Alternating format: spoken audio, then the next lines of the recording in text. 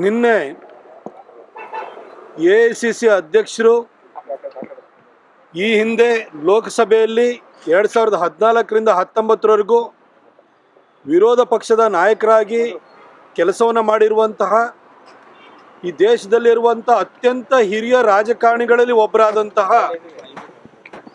ಮಲ್ಲಿಕಾರ್ಜುನ ಖರ್ಗೆ ಸಾಹೇಬರು ಸಾರ್ವಜನಿಕ ಸಭೆಯನ್ನು ಉದ್ದೇಶಿಸಿ ಮಾತನಾಡಬೇಕಾದ್ರೆ ಇತ್ತೀಚೆಗೆ ಭಾರತ ನಡೆಸಿದಂತಹ ಆಪರೇಷನ್ ಸಿಂಧೂರ್ ಬಗ್ಗೆ ಹೀಗಳೆಯುತ್ತಾ ಹೇಳ್ತಾರೆ, ಯಾವುದೋ ಚುಟ್ಪುಟ್ ದಾಳಿ ಅಂತಂದರು. ಖರ್ಗೆ ಸಾಹೇಬ್ರಂಥವ್ರ ಬಾಯಲ್ಲಿ ಆಪರೇಷನ್ ಸಿಂಧೂರ್ ಬಗ್ಗೆ ಈ ಚುಟ್ಪುಟ್ ದಾಳಿ ಅಂತೇಳಿ ಈ ರೀತಿ ಕ್ಷುಲ್ಲಕವಾಗಿ ಭಾಳ ಹಗುರವಾಗಿ ಮಾತುಗಳು ಬಂದಿದ್ದು ನನಗೆ ಆಶ್ಚರ್ಯವನ್ನು ತಂತು. ಈ ಖರ್ಗೆ ಸಾಹೇಬರು ಯಾಕಾಗಿ ಅವ್ರ ಮಗನ ಥರ ಮಾತಾಡೋಕ್ಕೆ ಶುರು ಆಗ್ಬಿಟ್ಟಿದ್ದಾರೆ? ಅಥವಾ 2009ರಲ್ಲಿ ಡೆಲ್ಲಿಗೆ ಹೋದ ನಂತರ ಆ ರಾಹುಲ್ ಗಾಂಧಿ ಜೊತೆ ಇದ್ದು ಇವರಿಗೂ ಕೂಡ ಆ ಪಪ್ಪು ಮನಸ್ಥಿತಿ ಬಂದ್ಬಿಟ್ಟಿದೆಯಾ ಅಂತ ನನಗೆ ಆಶ್ಚರ್ಯ ಆಗ್ತಾಯಿದೆ ಮತ್ತು ಅನುಮಾನನೂ ಕಾಡ್ತಾ ಇದೆ.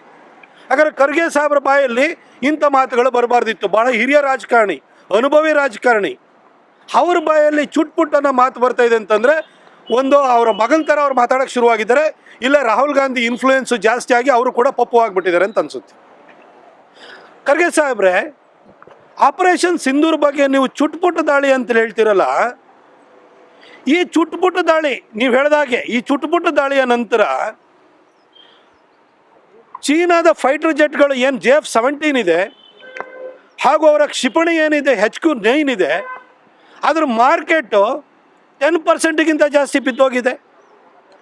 ಅವ್ರಿಗಿದ್ದಂಥ ಇಂಟರ್ನ್ಯಾಷನಲ್ ಮಾರ್ಕೆಟಲ್ಲಿದ್ದಂಥ ಆರ್ಮ್ಸ್ ಏನು ಮಾರ್ಕೆಟಲ್ಲಿದ್ದಂಥ ಡಿಮಾಂಡ್ ಏನಿದೆಯಲ್ಲ ಅದು ಕುಸಿಯೋದಕ್ಕೆ ಕಾರಣ ಏನಾಯಿತು? ಈ ಚುಟ್ಪುಟ್ ದಾಳಿನೇ ಸರ್. ಈ ಚುಟ್ಪುಟ್ ದಾಳಿ ನಂತರ ಚೈನಾದವ್ರು ಏನು ಕೊಚ್ಕೊಳ್ತಾ ಇದ್ರು JF-17 HQ-9 ಅಂತೇಳಿ ಅವರ ಏರ್ ಡಿಫೆನ್ಸ್ ಸಿಸ್ಟಮ್ ಎಲ್ಲ ಕೂಸ್ದು ಹೋಗಿ ಅದಕ್ಕೆ ಕಳಪೆದ್ದಂತಾಗಿ ಇವತ್ತು ಇಂಟರ್ನ್ಯಾಷನಲ್ ಮಾರ್ಕೆಟಲ್ಲಿ ಅವರಿಗೆ ಬಯರ್ಸಿಲ್ದಂಗೆ ಆಗ್ತಾ ಇದೆ.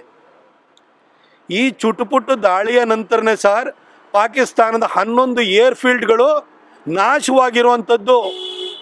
ಈ ಚುಟುಪುಟ್ಟು ದಾಳಿಯ ನಂತರ ನಮ್ಮ ಬ್ರಹ್ಮೋಸ್ಗೆ 17 ರಾಷ್ಟ್ರಗಳಿಂದ ಇವತ್ತು ಡಿಮಾಂಡ್ ಬಂದಿದೆ ಸರ್.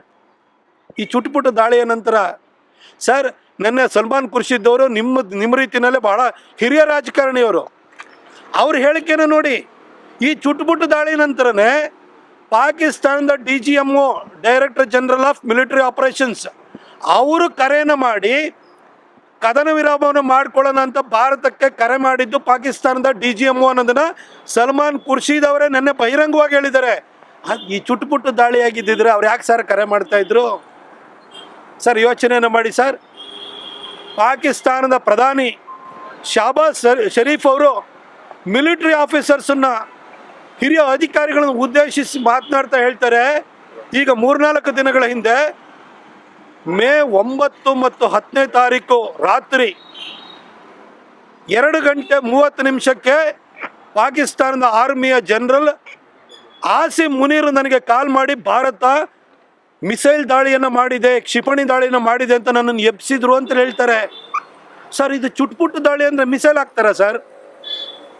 ನಿಮ್ಮ ಕೈಲಿ 2008ರ ಮುಂಬೈ ಅಟ್ಯಾಕ್ ನಂತರ ಚುಟ್ಪುಟ್ಟು ದಾಳಿ ಬಿಡಿ, ಹುಲ್ಕಡ್ಡಿನೂ ಎತ್ತಲಿಲ್ಲ ಸರ್. ಆದರೆ ಆಪರೇಷನ್ ಸಿಂಧೂರ್ ಬಗ್ಗೆ ನೀವು ಚುಟ್ಪುಟ್ಟು ದಾಳಿ ಅಂತ ಹೇಳ್ತಿರಲ್ಲ, ನೀವು ಮೋದಿಯವರ ಮೇಲಿರುವಂಥ ಮತ್ಸರ ದ್ವೇಷಕ್ಕೆ ಸೇನಾ ಪಡೆಗಳ ಸಾಮರ್ಥ್ಯವನ್ನೇ ಪ್ರಶ್ನಿಸುವಂತಹ ಸಣ್ಣತನವನ್ನು ತೋರ್ತಿದ್ದೀರಲ್ಲ ಸರ್, ಇದು ಸರಿನಾ ಸರ್? ನಿಮ್ಮ ಸ್ಟೇಚೂರಿಗಾದರೂ ಇದು ತಕ್ಕದು ಅಂತ ಅನಿಸುತ್ತಾ ಸರ್? ಇದು ಸರ್, ನಮ್ಮ ಮಿಲಿಟ್ರಿ ಇರ್ಬೋದು, ನಮ್ಮ ಇಂಟೆಲಿಜೆನ್ಸ್ ಏಜೆನ್ಸಿ ಇರ್ಬೋದು, ಕಳೆದ 11 ವರ್ಷಗಳಿಂದ ಮೋದಿಯವರ ಅಧಿಕಾರಕ್ಕೆ ಬಂದಾದ ನಂತರ ಯಾವ ರೀತಿ ನಡ್ಕೊಳ್ತಿದ್ದಾರೆ ನೋಡಿ ಸರ್.